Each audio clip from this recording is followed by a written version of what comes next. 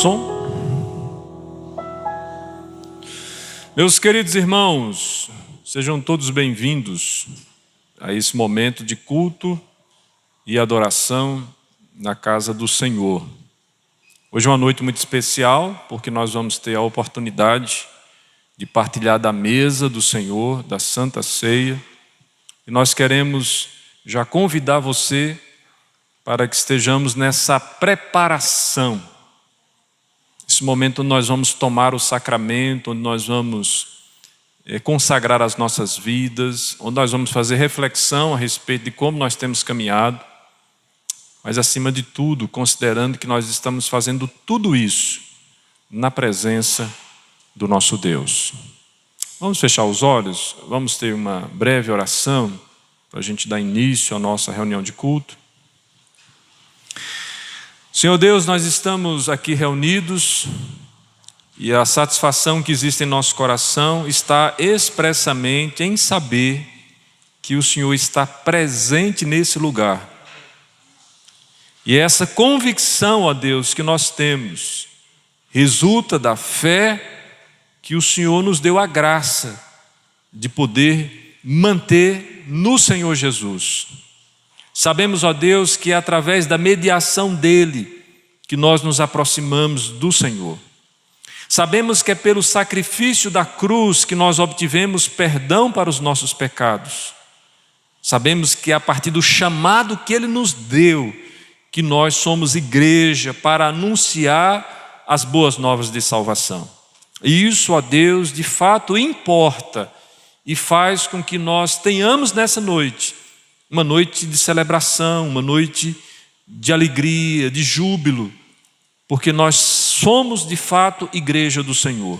Fomos comprados por sangue e estamos reunidos no teu nome para prestar culto, adoração ao nome do Senhor, do Deus Pai, do Deus Filho, do Deus Espírito Santo, dessa trindade santa que trabalhou e trabalha e trabalhará de maneira efetiva para que teu povo seja reunido na grande assembleia e onde possamos, ó Deus, ser chamados para gozar a eternidade junto com o Cordeiro. Louvado seja o nome do Senhor por conta disso. Abençoa-nos nessa noite, nós te suplicamos em nome de Jesus. Amém. Os irmãos podem entrar e se acomodar. E já peço que de imediato vocês vão sentando e abrindo as Bíblias de vocês no Evangelho de Mateus, capítulo de número 26, onde faremos a leitura do verso 17 até o verso de número 25. Mateus, capítulo 26, do verso 17 até o verso 25. Diz assim a palavra do Senhor. No primeiro dia da festa dos pães asmos, vieram os discípulos a Jesus e lhe perguntaram: onde queres que te façamos os preparativos para comeres a Páscoa? E ele lhes respondeu: ide à cidade, ter com certo homem, e dizei-lhe: o mestre manda dizer, o meu tempo está próximo, em tua casa celebrarei a Páscoa com os meus discípulos. E eles fizeram como Jesus lhes ordenara e prepararam a Páscoa. Chegada a tarde, pôs-se ele à mesa com os 12 discípulos. E enquanto comia, declarou Jesus: em verdade vos digo que um dentre vós me trairá. E eles, muitíssimo constrangidos, começaram um por um a perguntar-lhe: porventura sou eu, Senhor? E ele respondeu: o que mete comigo a mão no prato, esse me trairá. O Filho do Homem vai, como está escrito a seu respeito, mas ai daquele por intermédio de quem o Filho do Homem está sendo traído. Melhor lhe fora não haver nascido. Então, Judas, que o traía, perguntou: acaso sou eu, mestre?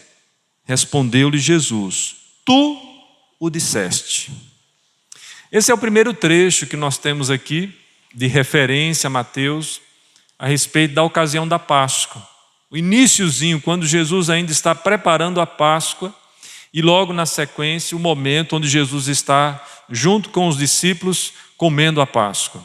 E eu gostaria de trazer a referência à memória de vocês, que esse momento aqui é um dos momentos mais sublimes que nós encontramos nas Escrituras.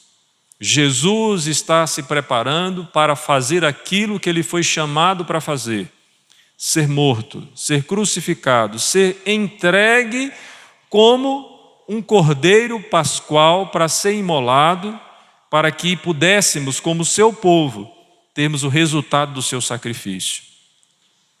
Então, quando a gente observa alguém num contexto como esse, trazendo uma informação que aponta para uma das maiores expressões de amor, ter uma nota no texto que fala a respeito do traidor parece fora de ordem, não é verdade? Um texto tão belo, fala do amor de Deus para conosco, de entregar o seu filho, mas nesse momento o traidor é apontado por Cristo. No entanto, meus irmãos, eu considero necessário, e o Espírito Santo certamente foi quem inspirou o evangelista para fazer esse registro aqui. Necessário por quê? Porque esse texto nos revela que mesmo havendo o traidor, mesmo havendo aqueles que abandonaram Jesus, mesmo havendo aqueles que agiram de maneira covarde, o Senhor Jesus não deixou de nos amar até o fim. Ele nos ama até o fim.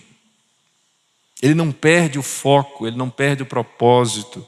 Ele segue fazendo aquilo que ele foi chamado para fazer da parte do Deus Pai e na capacitação do Deus Espírito Santo. Que coisa maravilhosa, meus irmãos, porque se nós estamos aqui nessa noite, é resultado do sacrifício de Jesus por nós. Amém? Queria convidar você nesse momento a ter um momento a sós com Deus, você orasse, colocasse a sua vida diante do Senhor e que você fizesse perguntas honestas como as perguntas que foram feitas aqui. Porventura, sou eu, Senhor? Os discípulos estão se perguntando. Será se nós temos sido fiéis a Cristo ou nós temos sido traiçoeiros e temos negado ou traído Jesus quando deveríamos afirmá-lo? Ore ao Senhor nesse momento, busque a presença dEle, coloque a sua vida diante dEle.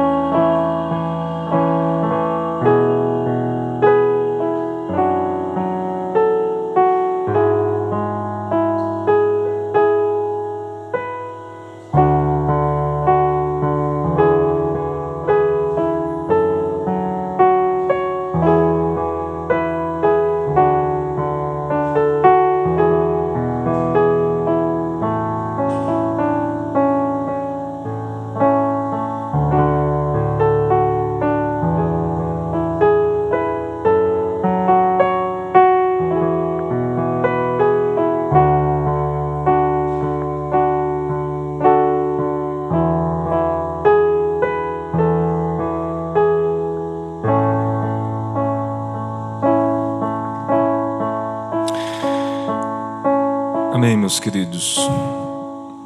Segue o texto de Mateus 26, agora no verso 26, dizendo que enquanto comiam, tomou Jesus um pão e, abençoando, o partiu e deu aos discípulos, dizendo: tomai, comei, isto é o meu corpo.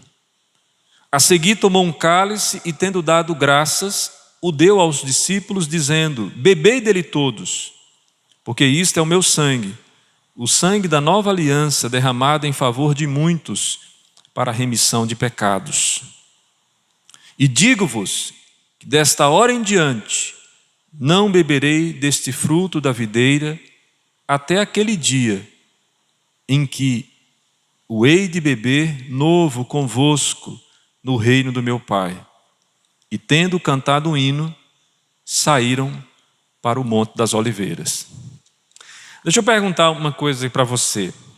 Se você soubesse que os seus dias estão contados, mas contados mesmo, não é assim aquela ideia de uma previsão matemática, é você ter a certeza de que você tivesse poucos dias de vida. Como que você lidaria com tudo isso? Ou lidaria com essa notícia de que sua vida está findando? Como? Como que você lidaria com isso? Eu não sei como você ia fazer isso. Nem sei como eu lidaria com isso. Mas eu sei como Jesus soube lidar com isso. Sabe o que é que Jesus faz? Quando ele está próximo ao seu martírio, quando ele está vivendo tudo aquilo que nós conhecemos como a via crucis, Jesus, depois de mostrar na ceia o sacrifício que seria a sua vida, por amor de nós, ele canta um hino e sai para o Monte das Oliveiras. Nem neste momento Jesus deixa de adorar. Aprenda, meus irmãos, nós somos imitadores de Cristo. A nossa vida não é só feita de coisas boas. Existem dificuldades, sofrimento, enfrentamentos. Mas o que a gente não pode perder jamais é a disposição de louvar a Deus.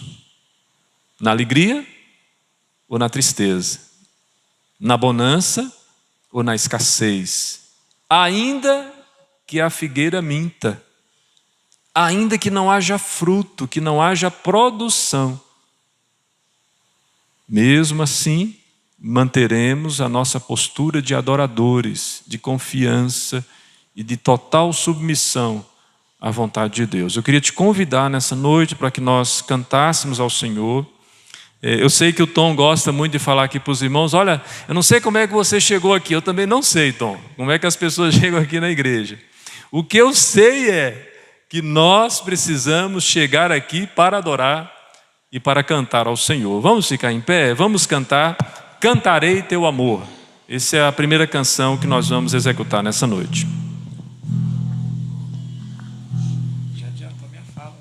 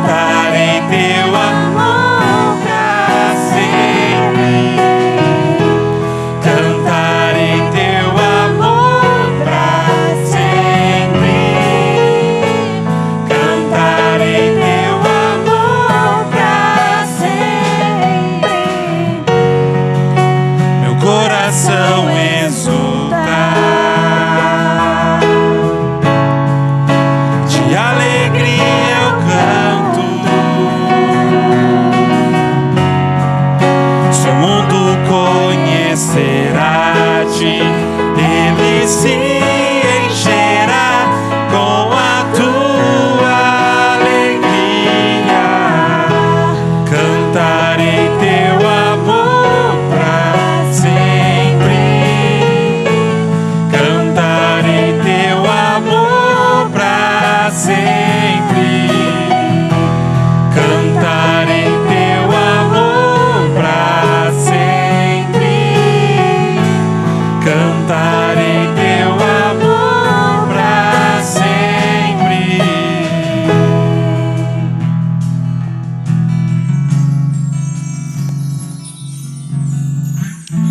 Mesmo de pé, meus irmãos, eu gostaria de convidá-los a uma leitura no Salmo 51. Lembra dele? Ao mestre de canto, Salmo de Davi, quando o profeta Natã veio ter com ele, depois de haver ele possuído Betseba. As pessoas leem esse salmo e dizem assim: como que um homem, segundo o coração de Deus, pode cometer tamanha atrocidade? Porque de fato o pecado de Davi foi grave, e os crimes que ele cometeu estão expressos, registrados nas Escrituras. O grande diferencial de Davi, meus irmãos, não foram os pecados que ele cometeu, que foram muitos, como nós também os cometemos.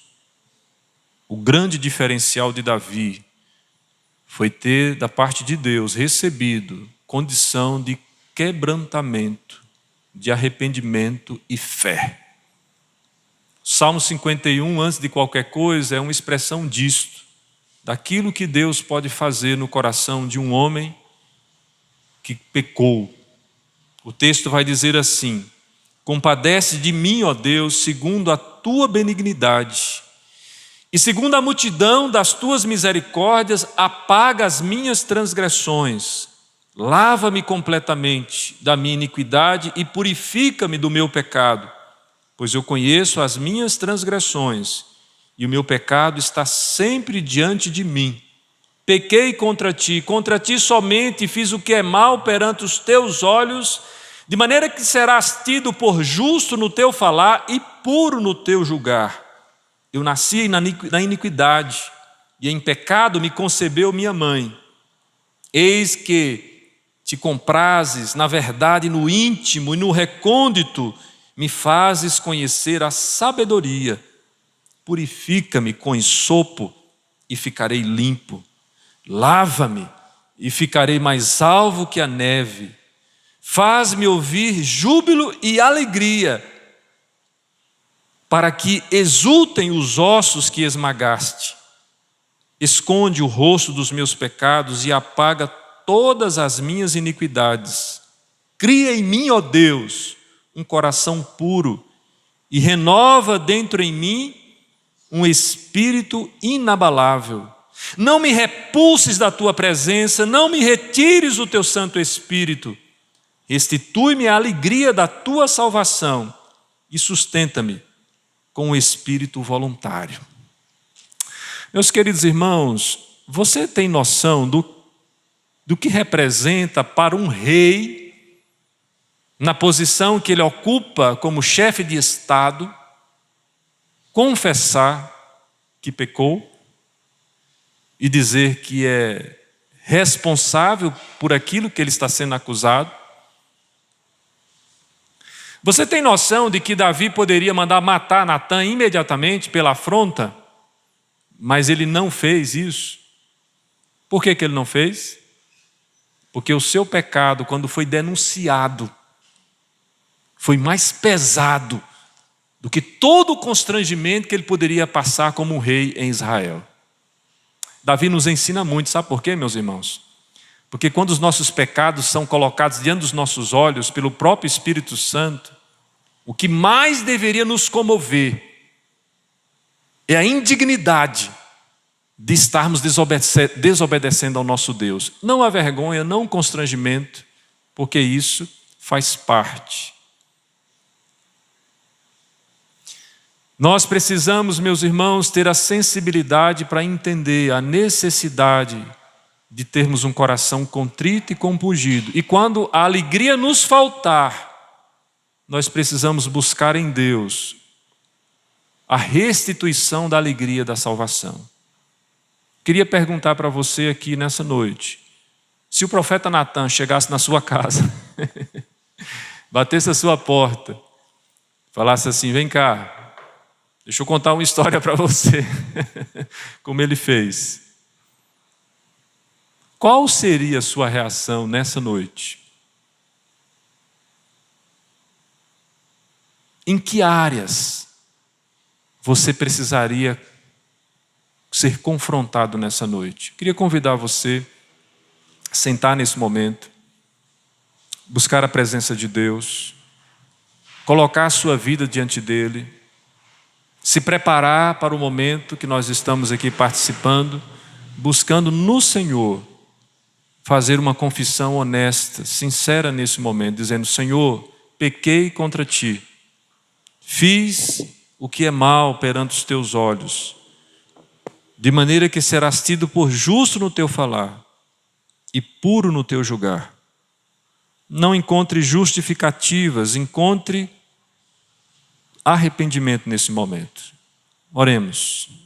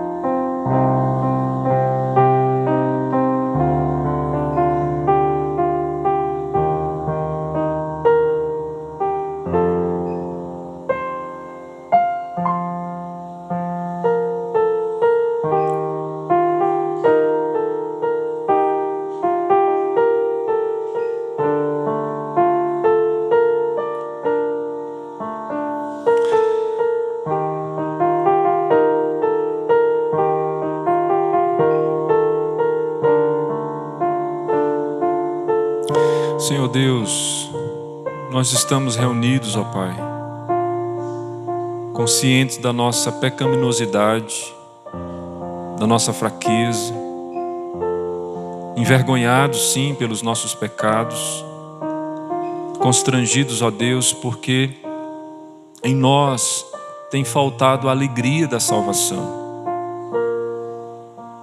Nós pedimos a Ti, Senhor, que o Teu Espírito Santo nos leve ao arrependimento e fé nessa noite, de modo que tudo aquilo que nós experimentarmos aqui, Senhor, possa refletir na nossa vida, na nossa semana, na maneira de enxergar o mundo, de ver as coisas, e principalmente, ó Deus, que nos leve a Cristo, que nos leve aos pés da cruz de Cristo, que nos faça, ó Deus, servos fiéis, obedientes e, acima de tudo, Senhor, totalmente entregues nas Tuas mãos. Perdoa os nossos pecados, ó Deus, que são muitos. Pecamos, ó Deus, por palavras, ações, pensamentos, omissões. E quando nós olhamos tudo isso diante do Teu grande amor, nós nos consolamos, ó Deus, por saber que o Senhor se compadece de nós, segundo as Tuas muitas misericórdias, na medida do sacrifício expiatório que o Senhor realiza na cruz por nós. Nós agradecemos, ó Deus, pelo perdão e pedimos agora que o Senhor mova o nosso coração em adoração, em nome de Jesus. Amém. Tem um outro autor bíblico, Lucas, no capítulo 22, a partir do verso 39, ele diz assim: E saindo foi, como de costume, para o Monte das Oliveiras, e os discípulos o acompanharam. Chegando ao lugar escolhido, Jesus disse: Orai, para que não entreis em tentação. Ele, por sua vez, se afastou cerca de um tiro de pedra, e de joelhos orava, e dizendo: Pai, se queres, passa de mim esse cálice, contudo não seja a minha vontade, sim a tua. Então lhes apareceu um anjo do céu que o confortava, e estando em agonia, orava mais intensamente, e aconteceu que o seu suor se tornou como gotas de sangue caindo sobre a terra. Levantando-se da oração, foi ter com os discípulos e os achou dormindo de tristeza, e disse-lhes: Por que estáis dormindo? Levantai-vos e orai, para que não entreis em tentação. O que é que você quer? O que é que você quer nessa noite? Próxima canção fala do que eu quero. Fala de querer a Deus, a Cristo. Porque o que Jesus quis foi fazer a vontade do Pai. E essa vontade do Pai era boa, justa, e ela nos trouxe muitas coisas importantes. E o que você quer? O que é que você busca? Levante nesse momento, vamos adorar o Senhor com esse cântico. Eu te quero. Que seja uma expressão genuína, que da mesma forma como Jesus desejou a todos nós, para sermos dele, nós também tenhamos a mesma disposição de ser de Cristo.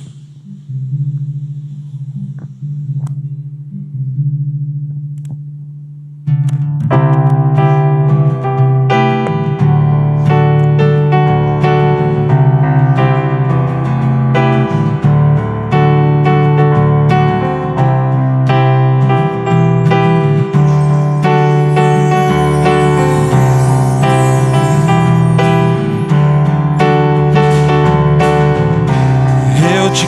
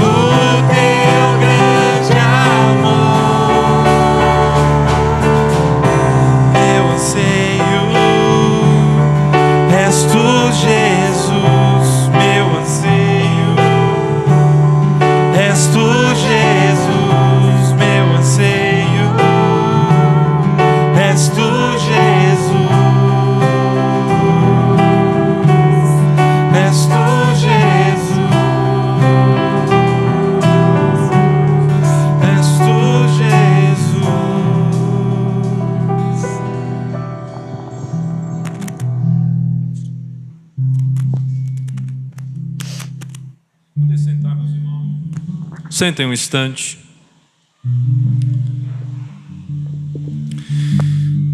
Às vezes a gente pensa que tem determinados assuntos que são proibidos na igreja.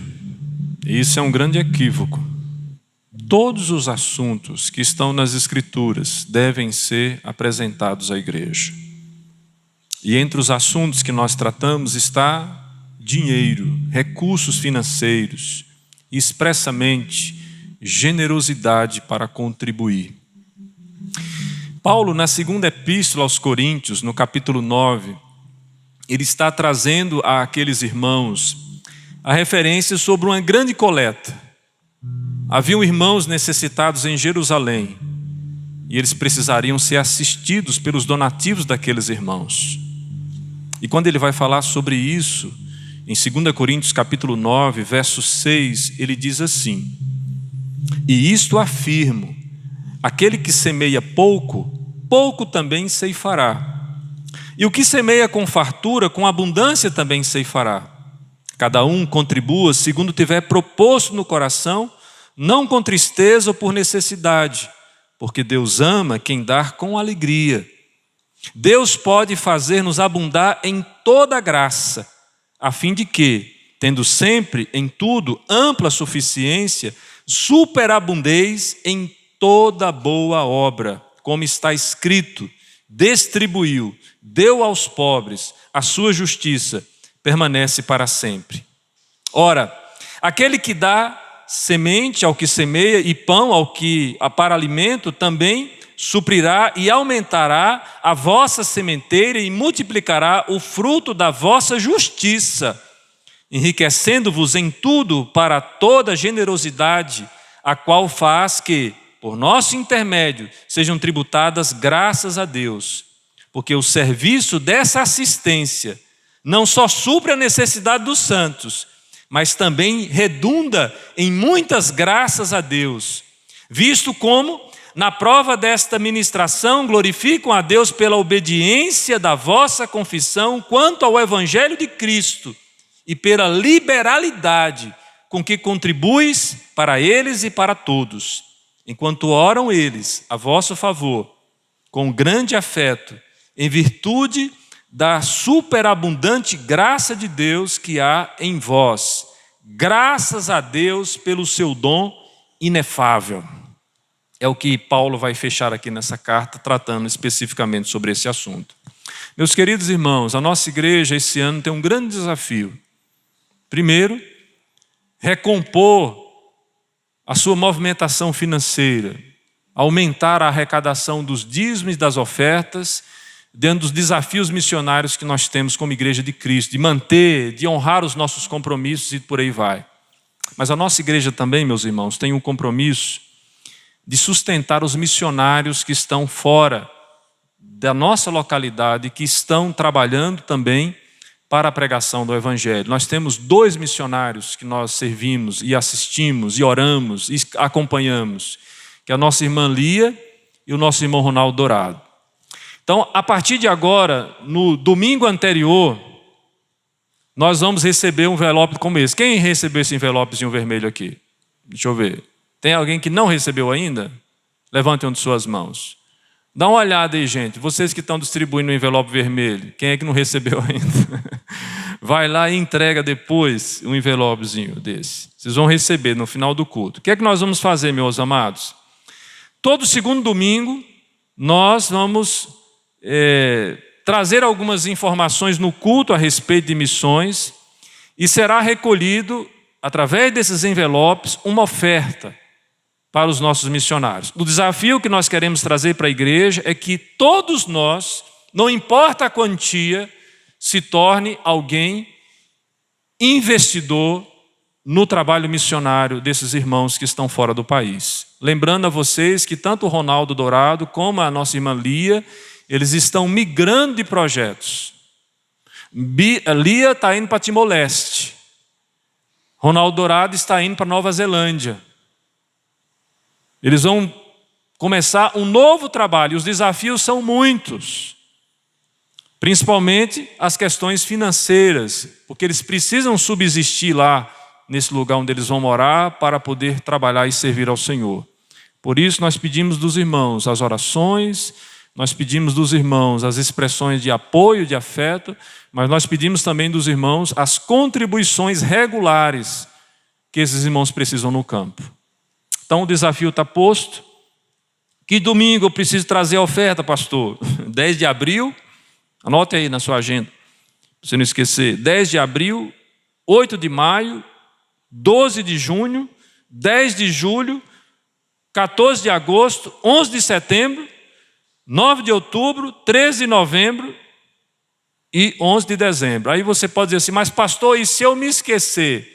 Faça no domingo seguinte, meu amado. Não crie problema não, tá bom? Só faça a sua contribuição, que certamente os missionários agradecerão muito. Meus queridos irmãos, nesse momento então nós vamos entregar, devolvendo os nossos dízimos e as nossas ofertas com alegria, com liberalidade, com generosidade, porque Deus tem suprido as nossas necessidades. É um dever, é uma responsabilidade de todos os membros desta igreja. Portanto, se você nos visita nessa noite, por favor, não se sinta constrangido com relação a esse momento. É um compromisso do membro diante de Deus para o sustento da obra missionária. É claro que você tem liberalidade também de contribuir, mas esse é um dever que nós estamos requerendo dos membros desta igreja. Amém? Vamos ficar em pé? Nós vamos cantar esse último cântico, enquanto os irmãos devolvem os seus dízimos e as suas ofertas, e na sequência eu peço o diácono de plantão vir e fazer a oração consagrando os dízimos e as ofertas.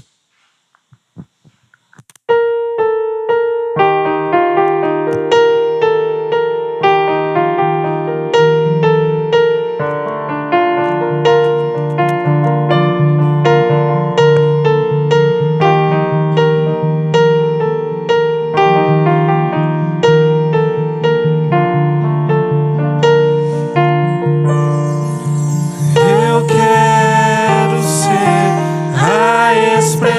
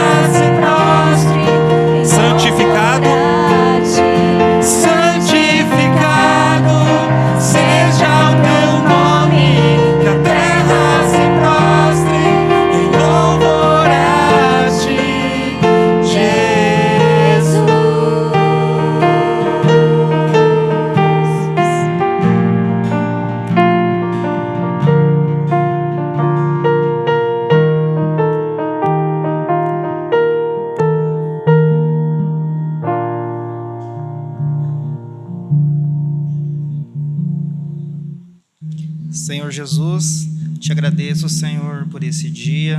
Te agradeço pela oportunidade, Senhor, que temos de estar na Tua casa, Senhor.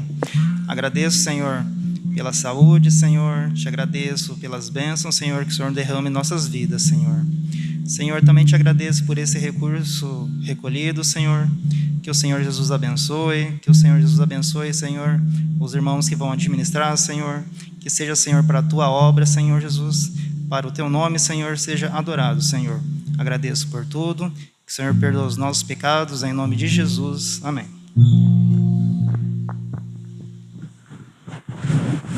Meus irmãos, eu agradeço a participação dos nossos músicos. Convido os presbíteros aqui à frente para o momento da ceia.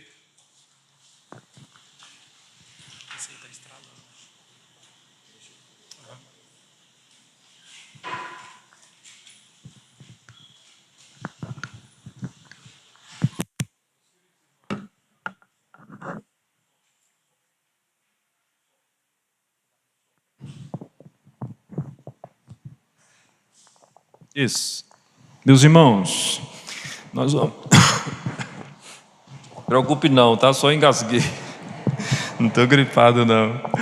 Meus irmãos, eu queria chamar a sua atenção para um pequeno fragmento do Evangelho de Marcos. Você já deve ter percebido que nós estamos dando abertura assim à comemoração da Páscoa nesse mês, né? E são muitos textos para ficarem restritos apenas a um domingo. Marcos, capítulo 11, a partir do verso 33 ao 39, ele nos diz assim. Os irmãos podem sentar, tá? Os irmãos podem sentar.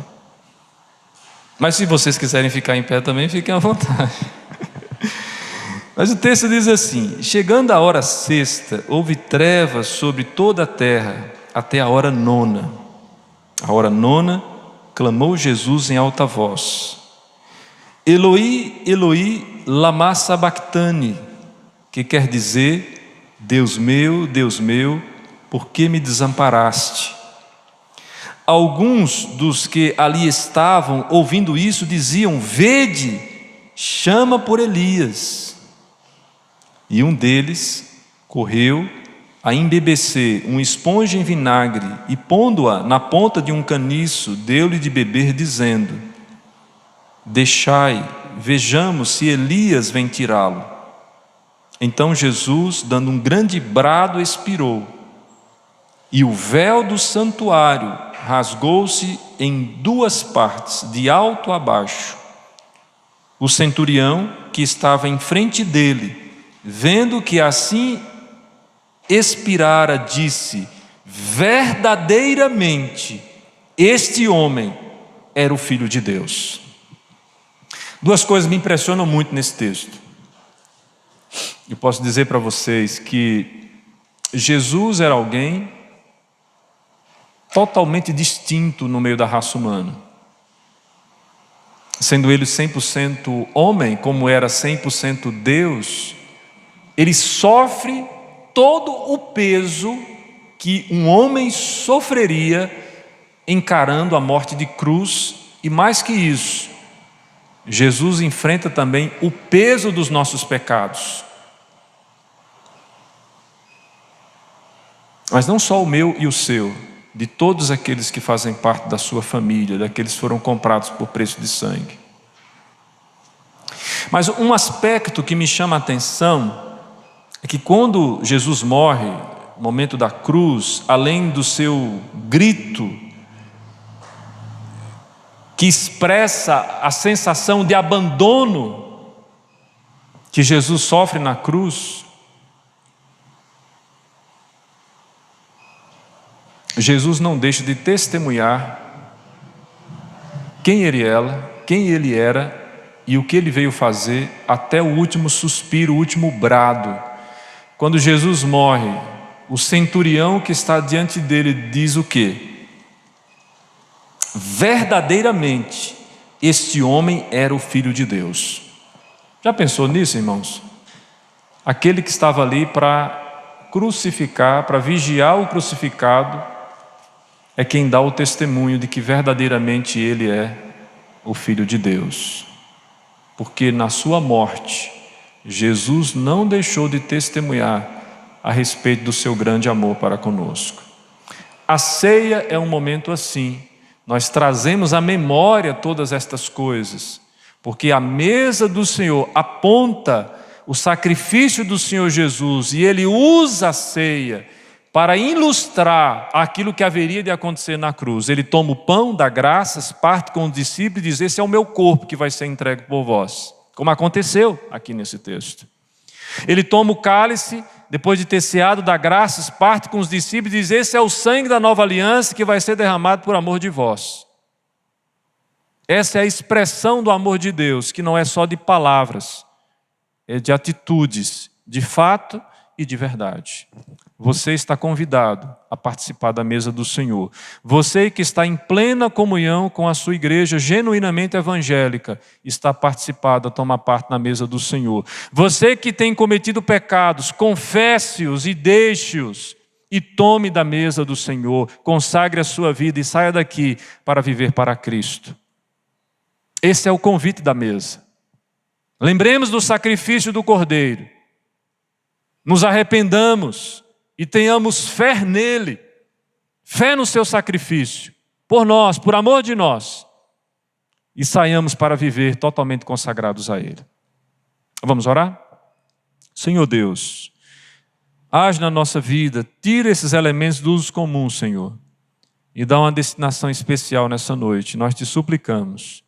Também consagra as nossas vidas, ó Deus, para que tudo aquilo que aqui nós experimentarmos possa repercutir naquilo que vamos viver no decorrer desta semana, durante este mês, durante toda a nossa trajetória como cristãos, chamados para servir a Cristo. Que nós sejamos testemunhos vivos desta mesa, que aponta para amor sacrificial, o sangue do Senhor que foi derramado por amor de todos nós. Oramos assim, em nome de Jesus. Amém.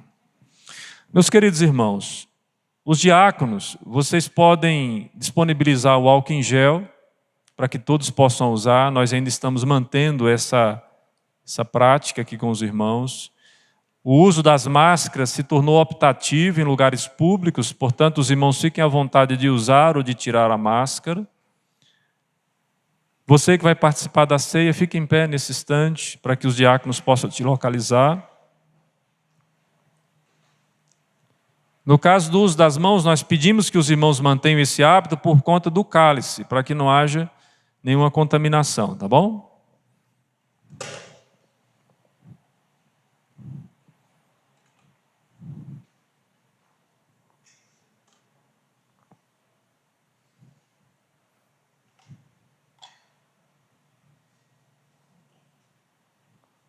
Meu passar.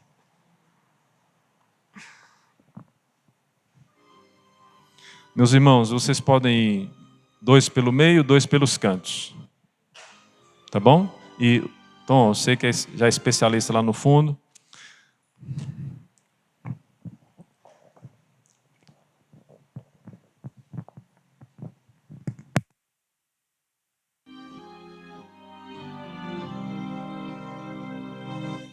Atendendo ao que mandaste, relembramos, ó Jesus, Comamos e bebamos dele todos. de sacrifício consumado sobre a cruz. Monumento precioso, onde esplende o teu amor. Esta ceia é simbolismo do teu gesto redentor.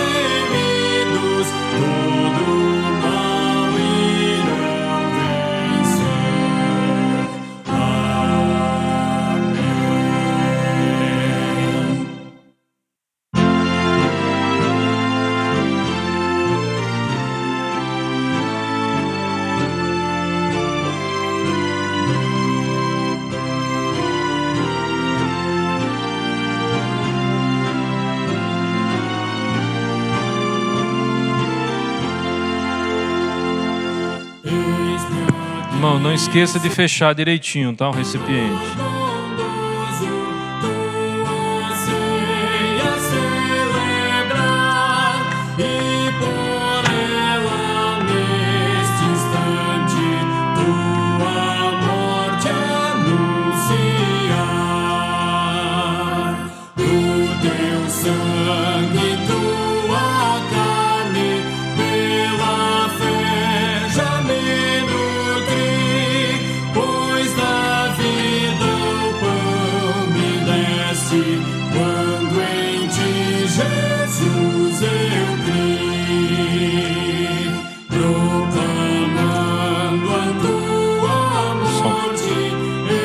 Meus irmãos, nós vamos orar nesse instante com o nosso irmão presbítero Júnior.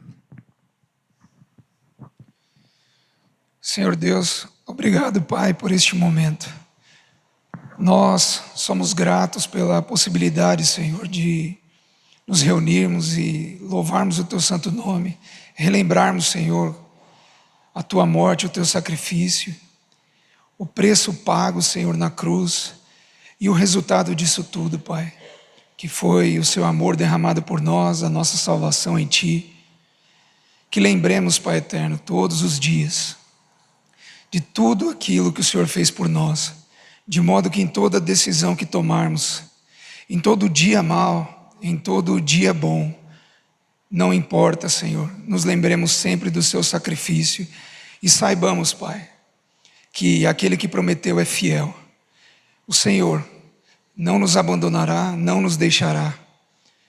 Guardemos, Pai eterno, fielmente a confiança em Ti, sabendo que breve o Senhor voltará e nos levará, Senhor, para a Sua presença eternamente.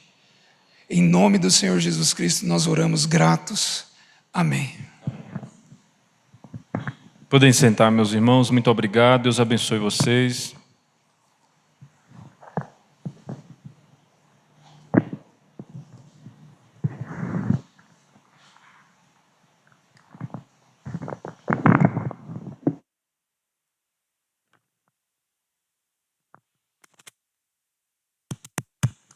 Meus irmãos, nós vamos agora à meditação na palavra do Senhor. Convido você a abrir a sua Bíblia na carta de Pedro, a sua primeira epístola, onde faremos a exposição nessa noite do verso 8 e verso 9, mas gostaria que nós lêssemos o verso 5, o verso 6 e o verso 7 também. A palavra do Senhor vai nos dizer assim, na primeira epístola de Pedro, capítulo 1, a partir do versículo 5. Que sois guardados pelo poder de Deus mediante a fé para a salvação preparada para revelar-se no último tempo. Nisso exultais, embora no presente por breve tempo, se necessário, sejais contristados por várias provações, para que uma vez confirmado o valor da vossa fé, muito mais preciosa do que ouro perecível, mesmo apurado por fogo, redunde em louvor, glória e honra na revelação de Jesus Cristo. A quem não havendo visto, amais, no qual, não vendo agora, mas crendo, exultais com alegria indizível e cheio de glória, obtendo o fim da vossa fé, a salvação da vossa alma.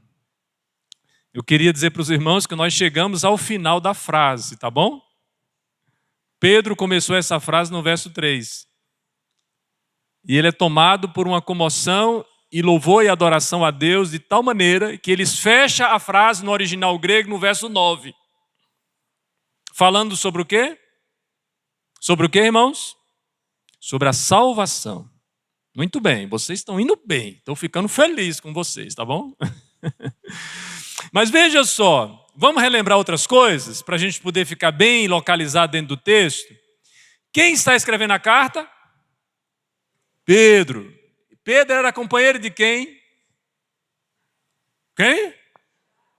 Tiago e João. Não vou fazer vocês cantar a música do barquinho novamente. Pedro está se identificando aqui nessa carta como apóstolo do Senhor Jesus Cristo, enviado a pregar o evangelho, agora escrevendo pontualmente para aqueles irmãos que haviam sido perseguidos, judeus convertidos, e que estão tendo a sua fé tensionada pela perseguição e pelo sofrimento que eles estavam enfrentando ali, porque eram forasteiros em Ponto, Galácia, Capadócia, Ásia, Bitínia, mas eleitos, segundo a presciência de Deus Pai, em santificação do Espírito, para a obediência e a aspersão do sangue de Jesus Cristo. Ele diz, graça e paz vos sejam multiplicados. Ele está dizendo, olha meus irmãos, tudo que é possível adquirir da graça e da paz que nós temos em Deus através do nosso Senhor e Senhor Jesus Cristo, seja abundante sobre vocês. Mas o que estava acontecendo com esses irmãos? Eles estavam sofrendo. E eu sei que você já deve ter ouvido algumas campanhas de marketing religioso dizendo assim, pare de sofrer, não é assim? Esse texto é o contrário, ele nos convida a nos alegrar mesmo no meio do sofrimento. Porque esse é o evangelho. Nós passaremos por situações difíceis na vida. Nós enfrentaremos problemas reais, não imaginários, problemas reais. Nós seremos tensionados quanto à nossa fé, e já somos tensionados hoje quanto à nossa fé, quando nós nos posicionamos diante de determinados temas, dizendo, olha, porque eu sou cristão, a minha posição é esta, eu não me alinho com essa orientação, eu não ajo desta maneira, porque eu pertenço a Cristo, os valores do reino são diferentes dos valores do mundo. E quando eu me refiro aqui a mundo, eu estou dizendo sobre o sistema corrompido que existe no meio do mundo. Eu não estou dizendo com isso que o cristão não deva viver no mundo, porque fomos chamados para viver no mundo, para testemunhar a respeito de Cristo. E nós, quando nós passarmos por isso, nós teremos, meus irmãos, uma série de situações que podem trazer tristeza ao nosso coração. E a pergunta é, como é a alegria que Pedro está se referindo nesse texto? A alegria que Pedro está se referindo é a mesma alegria do Salmo 51. A alegria da salvação em Cristo. O crente tem sim uma alegria gloriosa, exultante, porque conhece a Jesus e porque sua vida foi comprada por preço de sangue. Porque sabe que a maior expressão de amor que já houve em toda a história da humanidade já foi feita por nós na cruz do Calvário. Filho de Deus, verdadeiramente este é o Filho de Deus, que desce da sua glória e habita entre nós, e vimos a sua glória, a sua graça.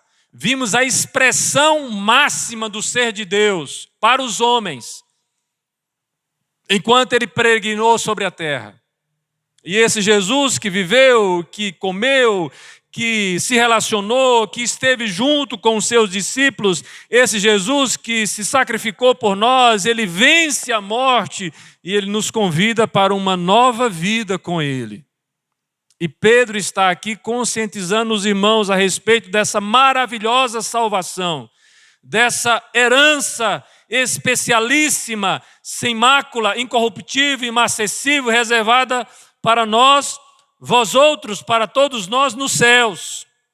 Nós que somos guardados pelo poder de Deus mediante a fé, para a salvação preparada a revelar-se no último tempo de forma plena. Embora nós já usufruímos e já gozamos dessa salvação quando fomos regenerados e aqui peregrinamos e aqui já sentimos a alegria daquela que nós vamos sentir no céu, mas chegará um momento em que essa alegria vai ser muito maior, porque será a plenitude da nossa salvação. A salvação nos será dada como herança. Nós nos apropriaremos dela. E absolutamente nada pode nos roubar. Porque a salvação que nós recebemos de Cristo, conforme nós expusemos no domingo passado, no verso 7, diz, é mais valiosa do que o próprio ouro depurado. Essa salvação que nós obtivemos pela fé em Jesus é o que de fato importa para a nossa vida. O justo viverá por fé. E isso faz toda a diferença na vida do cristão. Veja alguns detalhes, eu só queria mostrar para você a estruturação desse texto. Dê uma olhada aí no verso 8 e no verso 9. Olha só como há um paralelismo em equilíbrio nesse texto. Em uma parte você tem aí, apesar de vocês não o terem visto, vocês o amam. No mesmos versos você tem, e mesmo que vocês não o vejam agora, vocês creem nele. Ora, vocês não viram como eu vi. Pedro vai fazer uma distinção aqui entre ele e os destinatários daquela carta. Pedro vai dizer lá no capítulo 5, verso 1, que ele foi testemunha do sofrimento de Cristo. Mas esses não foram testemunhas oculares. Eles não viram, mas eles o amaram. Ao mesmo tempo, esses que não viram, creram nele. E aí você tem uma referência aqui direta àquela experiência de Jesus com Tomé. Tomé diz, olha, se eu não tocar no seu lado, de maneira nenhuma crerei. O que é que Jesus faz com Tomé? Vem cá, Tomé, coloca a tua mão aqui no meu lado. Mas Jesus termina dizendo, Tomé, mas bem-aventurados são aqueles que não viram e creram. Pedro está agora aqui reputando esses irmãos, dizendo, olha, vocês são dignos de elogio porque vocês não viram. Vocês não viram, mas amaram e creram. E agora que vocês experimentam dessa realidade de salvação, vocês são cheios de uma alegria inexprimível e gloriosa.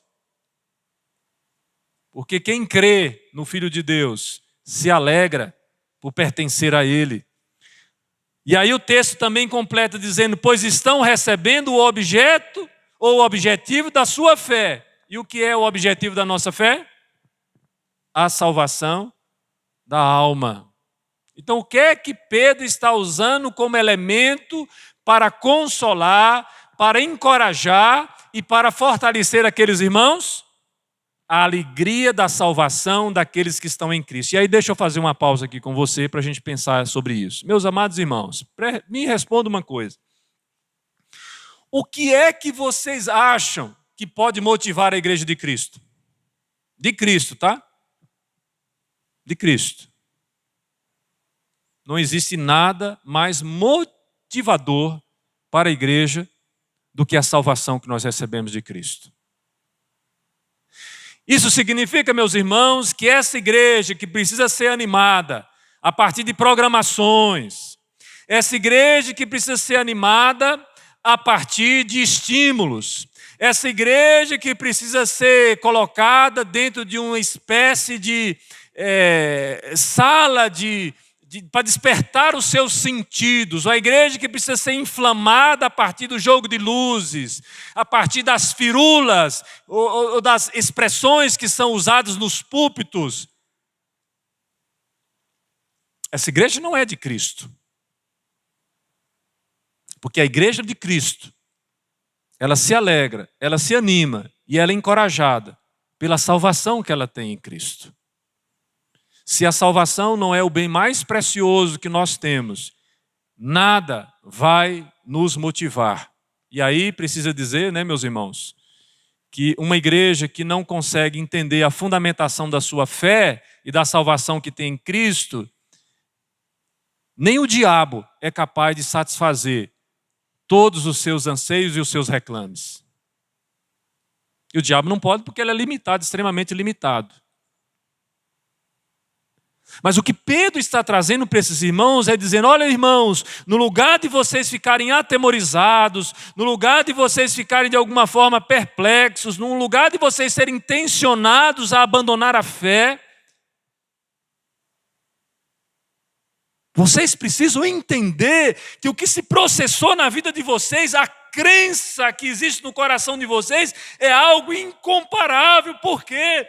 Porque vocês são desses que não viram, mas amaram. Vocês são esses que não viram, mas creram. e agora podem exultar com alegria indizível e cheio de glória. Em outras palavras, o que Pedro está dizendo é a grande motivação do crente, mesmo sem ter visto Jesus, amar e crer nele. Meus queridos irmãos, o preço do discipulado que está reservado para que nós paguemos é um preço de sofrimento, de sacrifício, de abnegação, de entrega, de conflitos, de choro e por que não dizer, né? Choro até lágrimas de sangue, como Jesus teve no momento ali que ele estava orando. Mas a alegria que vem logo pela manhã é a alegria da salvação. Então guarde isso no seu coração, meu querido. Se você quer motivação para viver, se motive na salvação que você goza em Jesus Cristo. Essa é a principal razão pelo qual o crente deve, de fato, se alegrar e viver motivado. Mas, em segundo lugar, quando o texto fala expressamente sobre uma alegria gloriosa, o texto fala que nós precisamos nos alegrar. E aí, nesse sentido, meus irmãos, a alegria da igreja, ou a igreja cheia de alegria, inextinguível e gloriosa, é aquela igreja que já experimenta na sua realidade este dom, esta paz, esse amor, esta alegria que Cristo dá.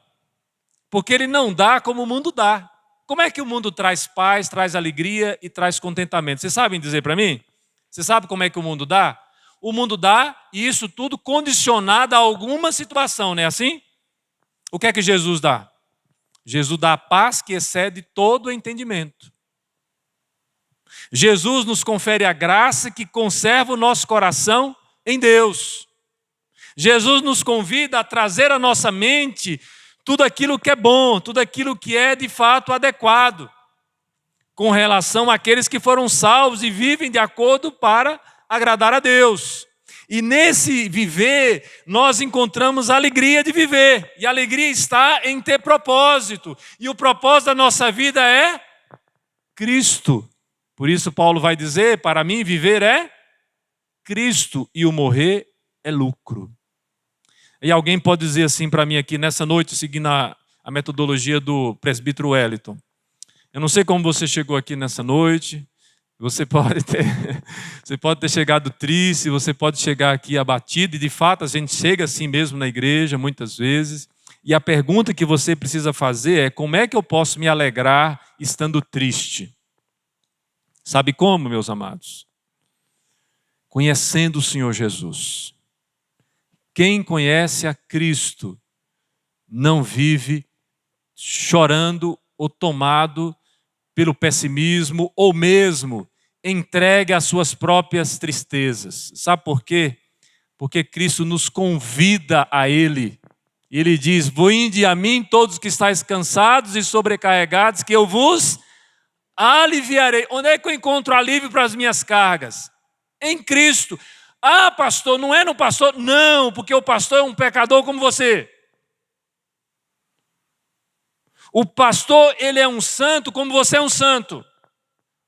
O pastor é alguém fraco com as fraquezas que você tem. E um pastor é um pecador como você é. Então não existe essa ideia de que pastor vai ser responsável por eu ter uma vida plena. Não, o pastor é apenas um servo. Os presbíteros são servos, os diáconos são servos na igreja. E quem é que é a razão da igreja? Quem é que é a mola mestra da igreja? Quem é que é a pedra angular da igreja? Pedro vai dizer: é Cristo. E o que é que nós somos então, pastor? Nós somos o edifício espiritual que está firmado sobre a pedra angular, que é Cristo. É o que Pedro vai desenvolver no capítulo 2 dessa carta. E o que é que nós somos chamados, pastor, para fazer, para viver? Nós somos chamados para quê, meus amados? Vós que não eram raça eleita, sacerdócio real, nação santa, povo de propriedade exclusiva de Deus, nos tornamos tudo isso a fim de proclamarmos as virtudes daquele que vos chamou das trevas para a sua maravilhosa luz. E aí deixa eu falar uma coisa para você aqui que é bem interessante. Eu, fazendo assim esses dias uma retrospectiva, Quais foram os momentos mais felizes da minha vida? Não sei se é porque a gente vai chegando aos 50, né? Vai ficando pensando sobre a vida pregressa. Mas eu me lembrei que um dos momentos mais felizes da minha vida, depois que eu conheci a Helena, que é o amor da minha vida, eu conheci um amor maior do que o amor que eu tinha por ela. Sabe o que foi? O amor a Cristo. E um dos momentos mais especiais da minha vida foi quando eu era tomado pela paixão a Cristo. E eu não parava de falar a respeito dele para todas as pessoas que eu conhecia. Pense num crente chato. Presente, parabéns para os irmãos por conhecer um crente chato. Falar de Cristo pode trazer uma alegria, experimentarmos uma alegria que a igreja hoje já não experimenta mais. Sabe por quê, amados? Dá uma olhada no banco que está do seu lado aí. Está faltando gente? Dá uma contabilizada aí. Está faltando? Tem espaço para mais gente? Você sabe por que esse banco está vazio? Porque você não tem experimentado da alegria de falar do amor de Deus que está em Cristo Jesus, nosso Senhor. Por isso que ele está vazio. Você e eu não temos falado. Por que eu estou ficando depressivo, pastor? Por conta disso. Porque você se esqueceu que você foi comprado por preço de sangue não mais para fazer as suas próprias vontades, mas você foi comissionado por Deus para fazer a vontade de Deus. E a vontade de Deus é que nós proclamemos a Cristo a tempo e a fora de tempo. Seja nas redes sociais, seja presencialmente, nós precisamos anunciar a Cristo. E a alegria está com aqueles que anunciam coisas boas.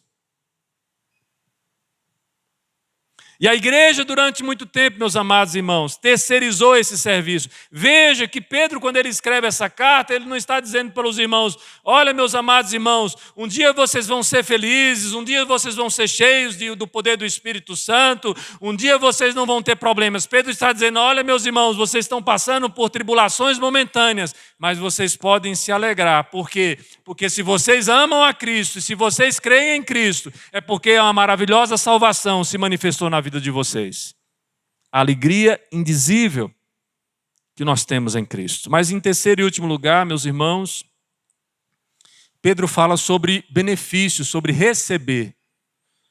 O verso 8 expressamente, verso 9, desculpe, diz assim: obtendo o fim da vossa fé, a salvação da vossa alma. O que Pedro está querendo dizer aqui? Que já é o fim na vida daqueles irmãos? Não, a ideia, o fim da vossa fé, tem a ver com finalidade. Qual é a finalidade da vossa fé? Por que eu creio? Por que eu amo a Jesus? Por que isso se manifestou assim na minha vida? Isso tem uma finalidade. Qual é a finalidade? A nossa salvação. Agora, como é que nós vamos usufruir dessa salvação? Nós já usufruímos da salvação. No passado, nós usufruímos da salvação. No presente, nós usufruímos da salvação. No futuro, nós usufruiremos da salvação. Essa salvação que deixará de ser parte para ser plena. Enquanto aqui peregrinamos, nós estamos desenvolvendo a nossa salvação com temor e tremor, como vimos pela manhã aqui na escola dominical, responsáveis por viver uma vida de santidade. Responsáveis por crer e se arrepender dos pecados. Porque nós somos chamados para isso como pessoa criada que somos. E nessa perspectiva, meus irmãos, o que nós recebemos é a salvação em Cristo. Ou seja, a salvação que não se perde. A salvação que não pode ser comprometida, que não pode ser contaminada. Porque esses que um dia creram mesmo sem ver, esses foram eleitos, separados, para viver para Deus em novidade de vida. E pode acontecer o que acontecer, pode acontecer os problemas dos mais diversos, mas todas as coisas cooperarão para o bem daqueles que foram chamados segundo o seu propósito. Romanos 8, 28. Esse texto fala sobre o quê, meus irmãos? Fala sobre que todas as coisas cooperam para o bem daqueles que são salvos em Cristo.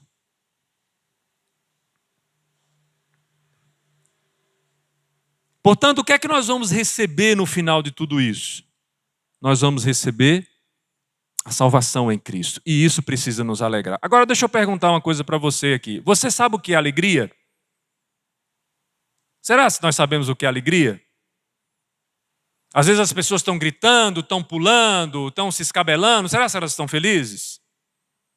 Olha só, qual é a definição que o Kistemaker traz para nós sobre a alegria. Ele diz assim: alegria não é apenas uma efervescência emocional momentânea. Não é simplesmente uma reação a circunstâncias externas que favorecem e encorajam a expressão de alegria. Muitas vezes ela aparece em meio às dificuldades, sofrimentos, provações e perseguições. A alegria é uma dádiva que recebemos de Deus, pois as Escrituras mostram que Deus é aquele que concede a alegria. Essa dádiva, portanto, é dada ao crente que deposita toda a sua confiança em Deus. Eu me lembro, me permita contar uma experiência para vocês, quando eu cheguei em Goiás para pastorear na cidade de Jataí, no ano de 2003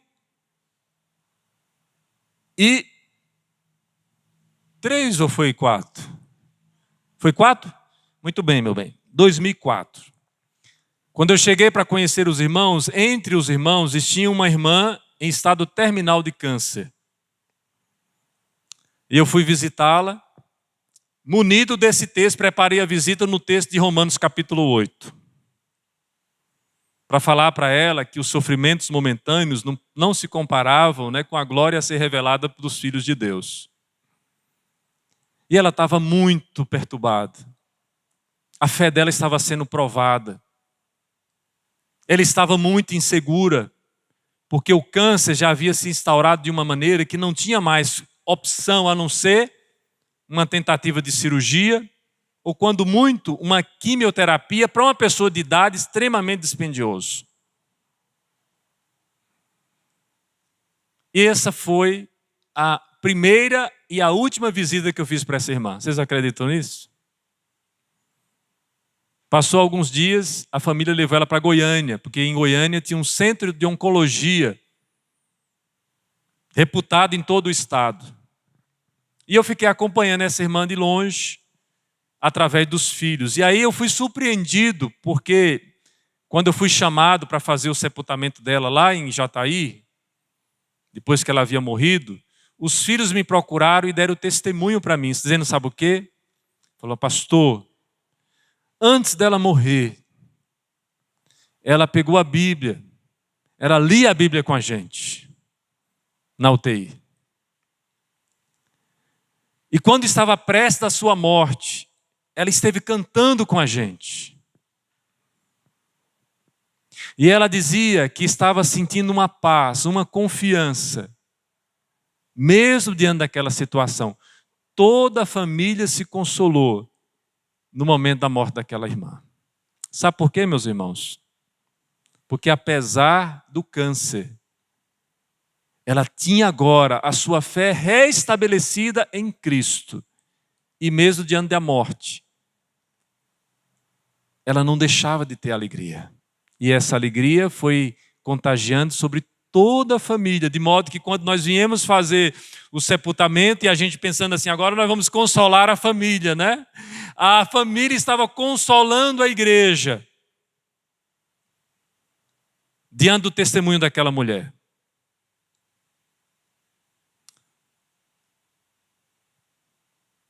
A dona Dorvalina, ela morreu daquele câncer.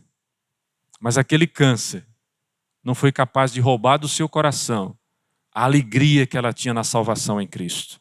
Porque ela sabia que depois daquele momento ali, o que aguardava ela na glória era a presença do Senhor. Sabe, irmãos, nós temos que entender que na vida cristã nós passaremos por situações, inclusive situações de morte, e que nem mesmo as enfermidades serão capazes de remover de nós a alegria, a dádiva que nós recebemos da parte de Deus.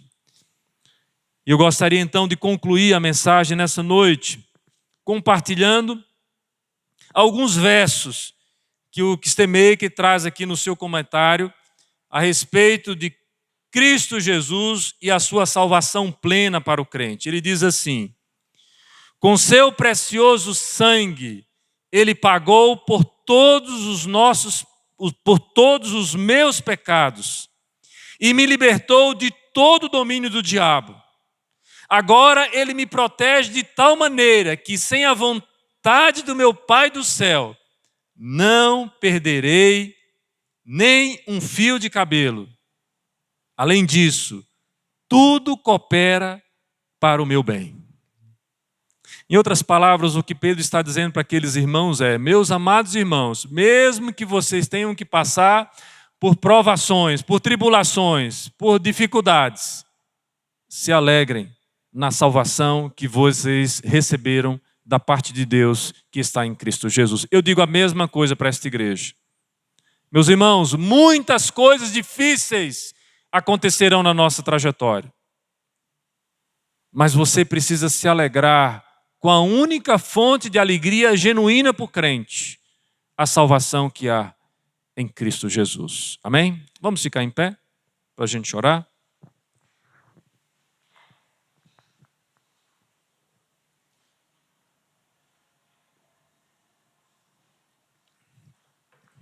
Receber a bênção, meus irmãos.